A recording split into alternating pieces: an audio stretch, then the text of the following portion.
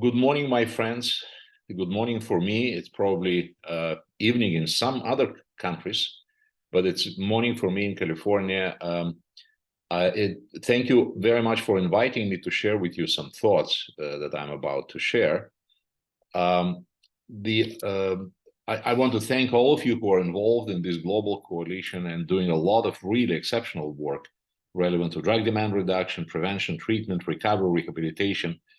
And today I will be very happy to share with you some ideas relevant to the principles of treatment of substance use disorders in clients who are involved in criminal justice system one way or another with different severity, different types of systems, but they're in generally speaking, justice involved clients.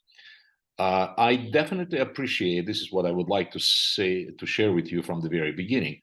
I do appreciate the differences between the countries, the economics, the traditions, the system set up, and many other differences. And definitely, I am far from telling you what to do and how to do it. You definitely need to decide, if should you decide to do something, in terms of treatment of people with substance use disorders in criminal justice context, you will definitely do it based on your local circumstances and local situation. Yet, I would like to share with you some fundamental principles that could be helpful in your decision-making across the board. And you may consider utilizing some of these principles, again, should you decide to do something relevant to treatment in criminal justice context. One of the things that I would like to start with from the very beginning, language makes a lot of difference, and language is an expression of our thinking. This is why I would prefer myself, and if I may, I would suggest you, to use the least stigmatizing questions. Our clients are stigmatized anyway. So I would rather avoid using the words like offenders, defenders, patients even. I prefer to talk about justice-involved clients. I found this terminology is the most neutral and the least stigmatizing. Here is what we know from the science. This is actually a global trend. The more severe is the substance use disorder, the greater is the severity, the more likely that this individual will end up under criminal justice supervision and sometimes even in prisons. There is a linear relationship right here, and we know it, and we know it for many years. Forgive me. One of the things that we need to consider, again, is not the personal opinion, personal belief system, but the facts. And the facts are generated by the science. So let's take a look, what do we know from the science? There is no single study that would suggest a sustainable positive behavioral change as a result of criminal justice pressure alone. Meaning punishment or threat of punishment actually is not what may give you some chances for a positive, sustainable behavioral change. In fact, we have a number of studies clearly suggesting that, particularly in some subgroups of people with substance use disorders, particularly people younger than 25, if the only thing that we do is a criminal justice punishment, meaning pressure, we are making them worse. They will be more likely to recidivate and more likely to relapse with drugs and alcohol. We also know that if we place people in prisons, or people with any kind of disorder, with any kind of dysfunction, with any kind of criminal life trajectory, all the prisons in the world, regardless how do they look, what is the setup, what is the physical layout, all the prisons in the world have incapacitating effect, which is in fact just the opposite to what we want to see in addiction treatment, in treatment of substance use disorder, empowering people, enforcing them, and making them practice new behaviors that are less problematic than the previous ones. definitely with prisons or with, in fact, any kind of criminal justice pressure, you will be most likely, you will succeed in making people comply, meaning using criminal justice pressure alone, most likely you will be able to force people to do things they're not willing to do. So we're talking about compliance.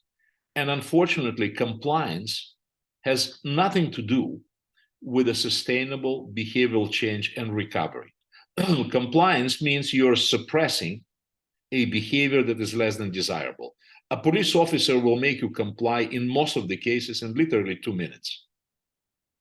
The problem with compliance, those of you, I presume some of the viewers, some of the participants are criminal justice professionals and practitioners, people who work in criminal justice system in various capacities. Most likely, almost for sure, you will make the person comply. But the problem with compliance is the compliance lasts only as long as you have control over the person, with very predictable return back to the previous problematic behavior as soon as your control fades. So you will be able to make people comply. Unfortunately, you will never be able to sustain it. One of the important things for those of you, particularly who are treatment practitioners, remember, we are not discussing only the individuals who are using substances because they have a substance use disorder. This, in my mind, should not be, the use itself should not be a matter of criminal prosecution to begin with at all. But this is my point of view. At the same time, we are reviewing the population, people who have at least two major sets of problems. On one hand, they have a substance use disorder with some severity. And on the other hand, they're involved in life criminal trajectory. So they have more than two sets of problems, but these are the two major. In fact, some of these people are heavily involved in criminal enterprise. This is important because let's ask ourselves, if we provide treatment, therapeutic, behavioral treatment services, and maybe not just behavioral, sometimes medication can help too, but if we provide any kind of services relevant to substance use disorders to a population of people who are involved in significant crime, what is the goal?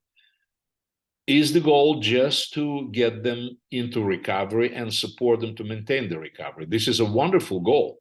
And this is the typical goal of any addiction treatment in the community all over the world. Considering the population we are discussing right now, the actual goal, one of the goals, is equally important, by the way, is to make sure that our clients, the individuals we are treating, as a result of our intervention, will be less likely to commit another crime.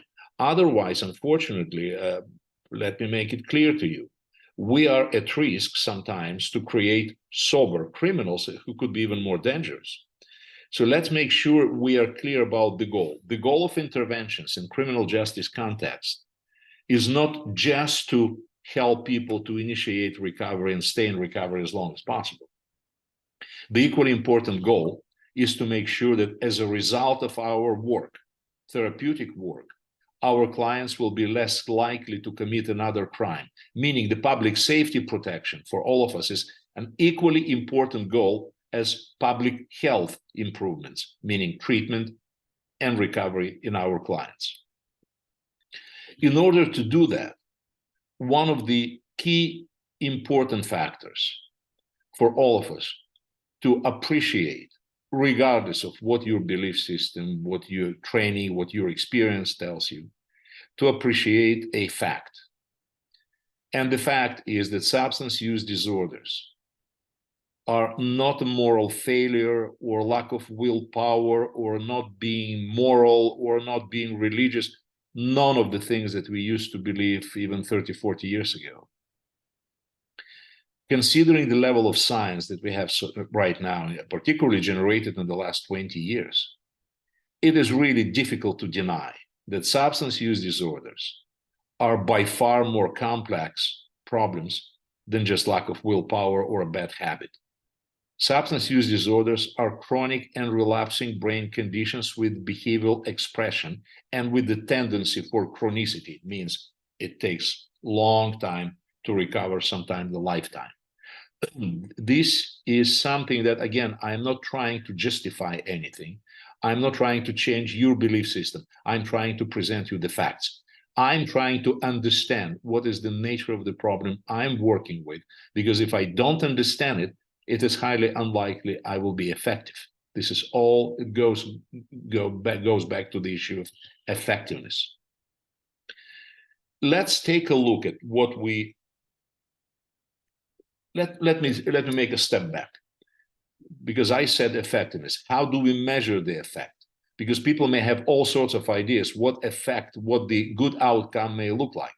Well, there are two indicators that I will be the most interested in reviewing and analyzing in order to say, yes, there is an effect, or no, there isn't.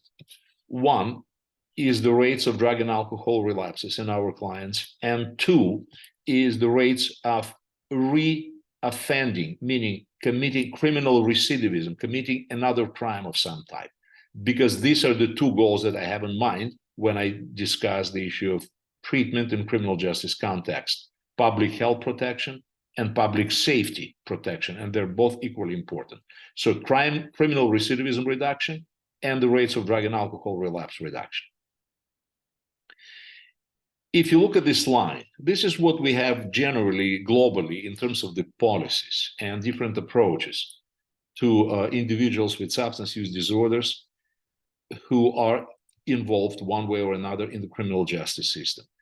From the left to the right, this is actually the incrementally increasing intensity of intervention, from the least invasive, from the least intense diversion type of programs, when people are diverted from the criminal justice system into the therapeutic system with the expectation that treatment will take care of the problems, and in many instances it does, through probation, drug courts, intermediate sanctions, all the way to incarceration. This is the incremental increase in the complexity, intensity of interventions, depending on the needs and depending on the local circumstances in each country. Definitely from the cost perspective, the diversion programs are the cheapest. The incarceration and the imprisonment are the most expensive type of interventions because they're the most intense and the most invasive. At the same time, from the public safety perspective, it is just the opposite. While people are in prison, they're less likely to commit another crime on the streets. So the reason why I'm talking about it, when we consider interventions in a criminal justice context, let's be mindful, we are trying to serve the two masters, the public safety and the public budget. And it is really difficult to make both happy. This is a really enormously difficult task, yet it is possible to do. Now let's discuss, let's think together. Since we are talking about people who have committed some form of illegal activity based on your local legislation and your local law, what will happen if we place them all to prison? We've done it. We've done it not just in the United States, we've done it globally. In some countries, we continue doing that, just relying that the prisons will take care of drug use or substance use disorder problems. If we rely on prisons only, we know quite well what will happen. And what will happen, the majority of people 3 years from now will commit another crime. Almost all of them will relapse with drugs and alcohol. So that doesn't look like a terribly effective strategy. Okay, what if we do just the opposite? What if we rely on treatment? Because we are talking about people who exhibit criteria, they meet the criteria for substance use disorder, which is one of the diagnosable conditions based on both the DSM-5 and the ICD, International Classification of Diseases in the world. So they have a diagnosable mental health condition. Since that's the case, well, let's think what will happen if we forget about criminal justice sanctions completely, if we forget about any kind of criminal justice involvement, and rely on treatment strategies only, treatment interventions. This sounds like a logical idea, but the problem is, in many of our clients, if we rely only on therapeutic interventions and forget about any kind of criminal justice pressure, unfortunately, most of the clients will never show up even for intake assessment. And let me share with you a big secret. It is really difficult to treat somebody who is not there. So quite simple concept. So that doesn't look like a very good idea. Let me summarize what I just said. If we rely on public health approach, treatment, recovery support only, forgetting about any kind of criminal justice involvement, unfortunately, we will get very high attrition rates. If we do the opposite thing, if we heavily rely or solely rely on criminal justice system, prisons, probation, drug courts, without any type of meaningful therapeutic interventions, just pressure or punishment or threat of punishment, unfortunately, we'll have very high recidivism rates. So that doesn't look like, it looks like neither of these systems is capable to produce the result that we are looking for.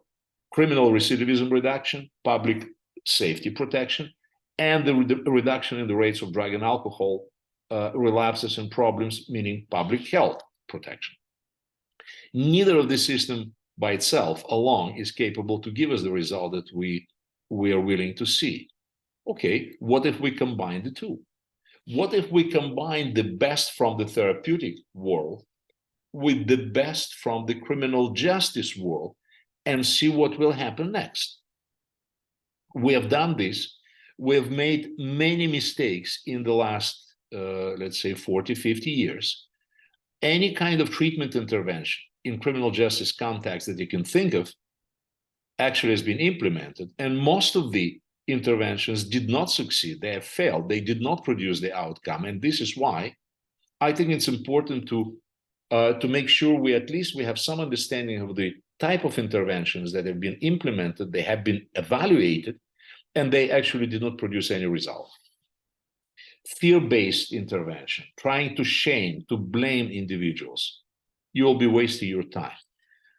Isolated drug education, placing people in a classroom, telling them how bad it is to use amphetamines or heroin, and as if they don't know. Self-help programs alone. Self-help are 12 steps. Please pay attention. The key word here is alone. 12-step model is the model that millions of people got their recovery from.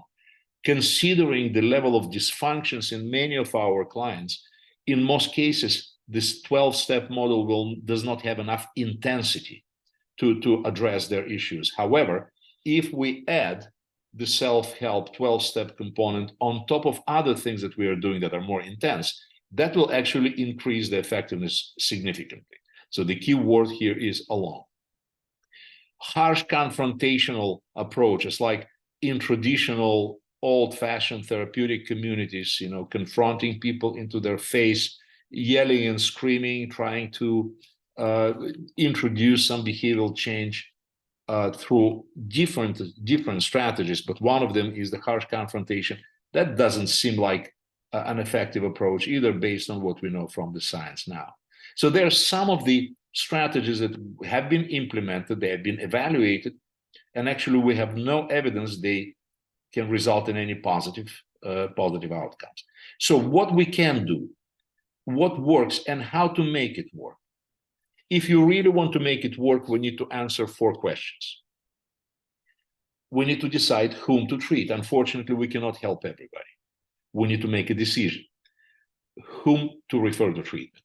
We need to decide what exactly we are treating, substance use, or maybe a combination of many other things. Substance use is just one element of it. How do we do that? There are different treatment models available. Which one or combination of models we will use? And the 4th question, how well do we do that? Do we have any fidelity and quality in our treatment? In order to decide whom to treat, we need to measure 2 things. We need to measure the risks, meaning risk for reoffending or risk for continuous involvement in any level of criminal or illegal behaviors. And we also need to measure the needs. What are the needs? I'm skipping some of the slides because they may or may not be directly related to our conversation. But the risk, let me go back. Risks are this is a score, if you wish, of very measurable indicators from the past and from the present that will actually give you pretty good prediction what is likely to happen from the criminal justice perspective. What is likely to happen, how likely that this person will commit another crime, which could be an important decision for any country in the world if you decide to implement some of the strategies that we are discussing. We also need to decide what are the needs of the individuals. The needs are the life attributes that may or may not be directly linked to criminal behavior or illegal behavior. And definitely, and there's a number of needs like a lack of housing, unemployment, mental health issue, financial illiteracy, emotional illiteracy, impulsivity. There are lots of different needs, and they're very unique and individual. And we need to measure the needs in every case in order to determine what type of intervention is necessary. Some of these needs are criminogenic, others are not.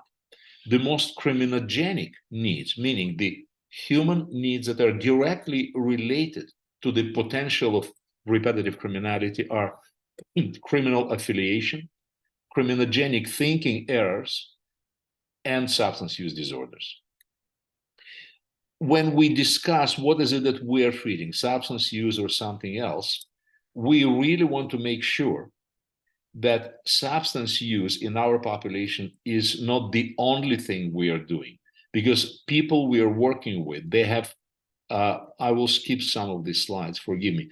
People we are working with, they have a variety of different challenges: medical, financial, mental health, vocational training, education, legal issues, HIV, hepatitis C risks, family dysfunctions, childcare issues. So even though we talk about the use of strategies in treatment of substance use disorders applied in criminal justice context to justice-involved population, let's be mindful. In fact, we are not treating just substance use. We are dealing with a huge range of different problems that individual problems that individuals may experience. And unless these processes and these problems are addressed through the therapeutic process, through the therapeutic interventions, it will be highly unlikely, even if we focus solely on their use of substances,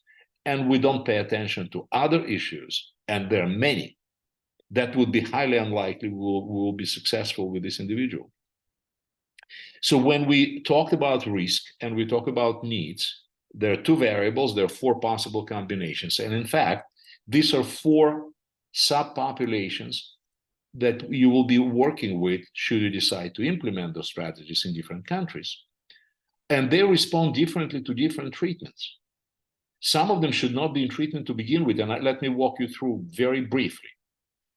This group, high risk for criminal recidivism and high needs for treatment, usually these are people, when you do the assessment, you will find that delinquency, the early delinquency, precedes the onset of substance use. So there are some indications of illegal activities before they started using drugs and alcohol. And then people start using drugs and alcohol. Typically, it doesn't help. So now, by the time they get into the criminal justice system, they will score really high on the severity of substance use disorder, and most likely they will score really high on the risk for reoffending or continuing being involved in criminal justice, in criminality, criminal behavior. You will be surprised that this is the population that actually responds quite well to treatment. If we combine high intensity treatment, different models, and I will tell you what the models are, with some initial criminal justice intervention, at least to get their attention as the initial push to initiate the therapeutic process. And the ratio between the two, at least initially, is probably 50-50. 50% treatment interventions with some initial criminal justice pressure to get their attention and to work on their motivation from external to internal. The low risk and high needs individuals right here, these are people whose criminality is secondary to their severe substance use disorder. In other words, most likely they would have never committed any crime had they not been so severely ill with substance use disorder. Do they need the criminal justice pressure? Yes, initially they do. But what they really need is a significant, intense, and typically long-term treatment intervention. And the ratio between treatment and criminal justice push now will be quite different. They don't need a heavy hammer. They need a lot of treatment.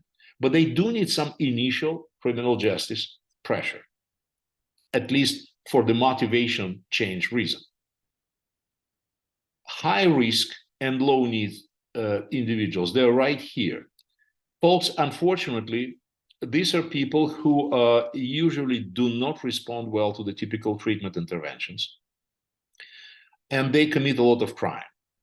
But the good news, this is a very small population, even in prison settings. It's a 4 to 5%, even in custody settings. So it's a small population, a small group of people. They cause a lot of trouble and they do not respond well to treatment. In the previous classifications, DSM or ICD, we used to call them psychopaths. We don't use this terminology anymore because it's very stigmatizing, but I guess you got the picture. So these are people who should be, because of they present significant problem from the public safety standpoint. They should be under the criminal justice supervision as long as possible and as close as possible. But this is a very small population, very few people that I really would not spend much attention other than just making sure that they're supervised by the criminal justice colleagues.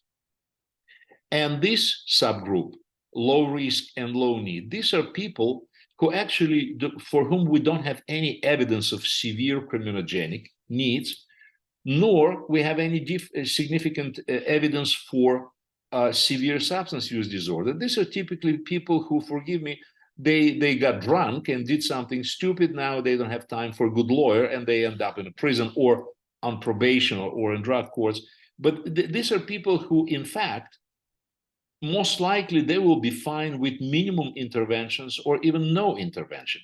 So referring them for high intensity treatment will be counterproductive because we will be wasting resources. These are people who tend to be well anyway, with minimum motivational interviewing conversation, very brief cognitive behavioral interventions, and good prevention to make sure that this behavior will never happen again. That most likely will be sufficient. So the two populations that I would be very interested in referring to treatment inside the criminal justice context are these two. And I would probably be very careful. Most likely, I would not refer these two populations into treatment, the typical treatment we are talking about, for different reasons. I would probably screen them out. In terms of what does work and the type of interventions that have been found effective in this population, in this criminal justice context, brief interventions, motivation enhancement therapy, cognitive behavioral therapy, some contingency management strategies, particularly in conjunction with cognitive behavioral therapy, 12-step as an adjunct to more intense treatment, vocational educational interventions have been found effective, family restructuring interventions, and let's not forget about the medication-assisted strategies. We do not have medication for every type of substance use disorder. We have medications right now only for alcohol use disorder, opioid use disorder, and nicotine use disorder. We don't have medication for anything else. Also, let's be mindful, medication alone is not going to take care of the problem. Exactly like in patients with diabetes. Even if you have a patient with diabetes who responds beautifully to medication, but the patient is 250 kilograms, doesn't keep a diet, does not exercise, keeps smoking, and keeps eating all sorts of sweets and cookies every day, medication is not going to help much. This patient is going to die anyway. So the medication in our case, in case of substance use disorder, because of the complexity of the disorder, the medication could be helpful in many instances, it is really a good addition to treatment of some types of patients. But let's be mindful, medication alone is not going to solve the problem, but could be very effective and very important component of treatment. Okay, and the last thing I want to tell you, that if you decide, should you decide to implement any kind of science-based, evidence-based interventions in criminal justice context, let's make sure, please, don't overlook the issue of quality assurance, making sure that treatment you're implementing, the interventions you're implementing, are done with fidelity and good quality. Not to control you, just the opposite. To make sure that you have periodic information. What are you doing well? What is missing? What needs some improvement? And then you can react quickly to that. So let's make sure we utilize the interventions the way they have been intended, with good fidelity and good quality. And with that, I really want to thank you for your attention. I hope what I said makes sense to you, and what I shared with you could be of some use to you should you decide to utilize those strategies. And I'm definitely will make myself available if you have any questions to me through email, through the INL. And once again, I want to thank you for the opportunity you gave to me to share with you some thoughts. And good luck to all of you. And thank you again for your hard work. All the best.